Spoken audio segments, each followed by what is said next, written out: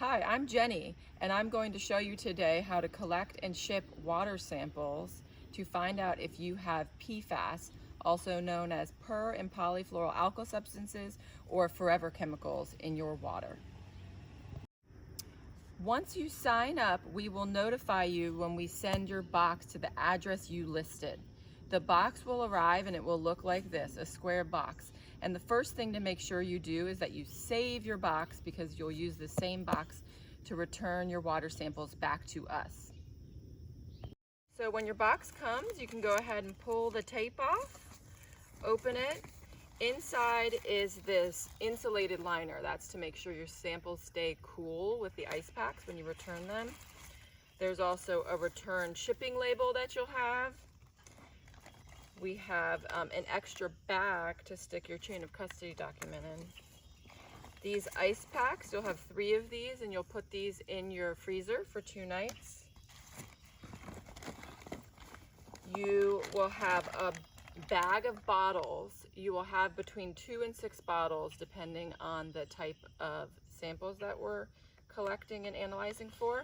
And to be clear, the bottles have a little bit of preservative in them. It's not toxic, but we want to make sure that you keep it in the bottles and don't let it exit.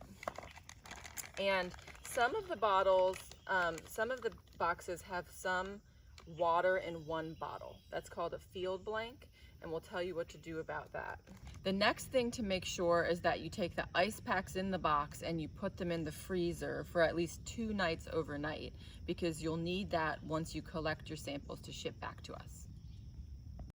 Once you've had your ice packs in the freezer for 2 days and it's a morning, ideally on a Monday, you can go ahead and take your instructions out and your chain of custody document and get ready for sampling.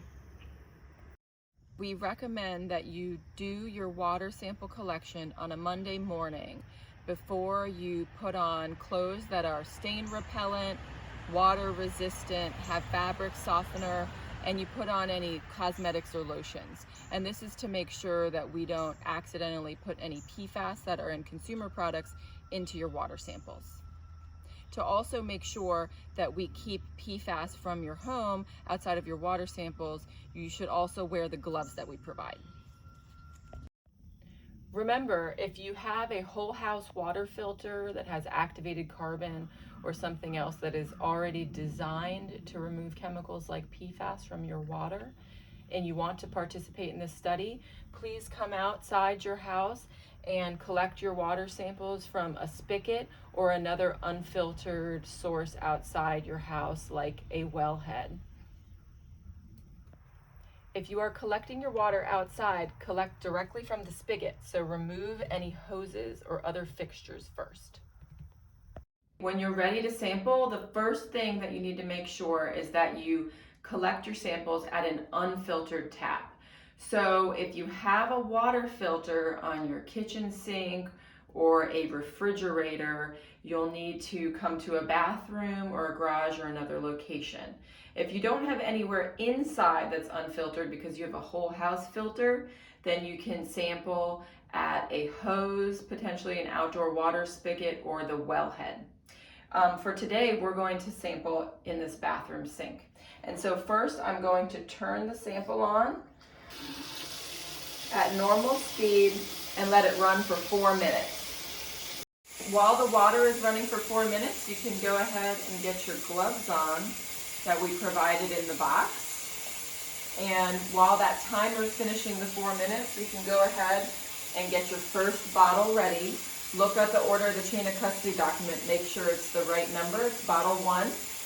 Carefully open the cap and flip it upside down without touching it. Once my timer's up and it's been 4 minutes, I'm going to go ahead and collect my first sample. As it gets to the top, you want to stop it before it comes over and stop it in the neck of the bottle between here and here. So you don't want to overfill the bottle, but you want to make sure you get to about this point. Then I'm going to take my cap and I'm going to turn it back over without touching the inside, thread it back on, and give it a real pull that it's tight, and then go ahead and shake it for about 30 seconds to get that preservative mixed in the bottle well. Once I'm done shaking it, you're ready to proceed to the next bottle listed on your chain of custody document. Okay. You're going to fill the next bottles in the same way as bottle 1. And depending on how many bottles you have, continue filling the empty bottles. If you make any mistakes, don't worry. Don't dump the water out. Just make sure that you close the bottle cap tightly. And if you have anything happen, like a little bit pours out, you can note that on your chain of custody document in the notes. Once you've collected all of your water samples from your unfiltered tap, you're going to, if you have a field blank bottle that has a filled bottle of water that came with your box, you're going to go ahead and take this bottle. You're going to open the cap carefully, put that down. Then you're going to take the bottle labeled field blank. It's the last bottle. You're going to open this as well. Place that cap down. And the water from this bottle will go into this bottle. Carefully.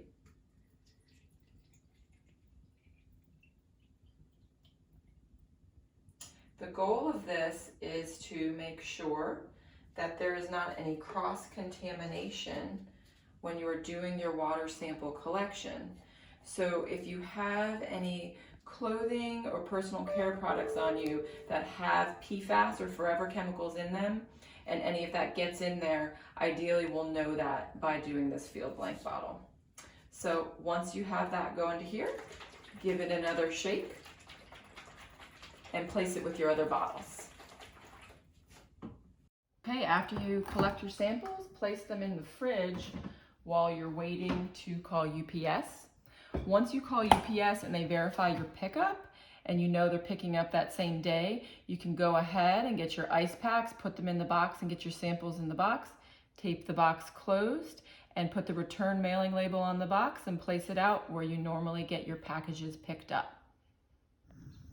Okay, now I'm going to call 1-800-742-5877 for a UPS pickup.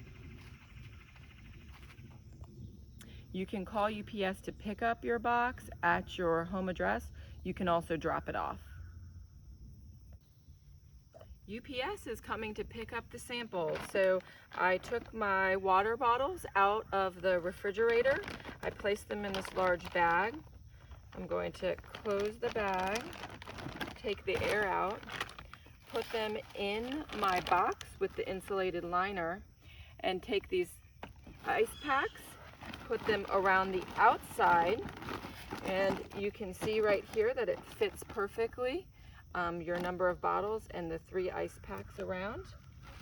Close the liner after you put your chain of custody document in the baggie in like this.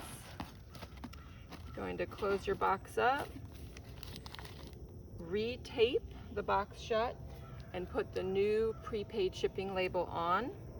And then place this where you normally get your UPS packages picked up. Make sure that you call UPS for a pickup on a Monday, Tuesday, or Wednesday so it gets back to RTI Laboratories before the weekend. We will notify you when your results are ready via email or mail based on your preference, and you can contact us anytime about the work that we're doing, your participation as a citizen scientist, or your results at the number and website that we list. It's official, you're a citizen scientist now. Thank you for learning how to collect and ship water samples to evaluate them for forever chemicals in your water.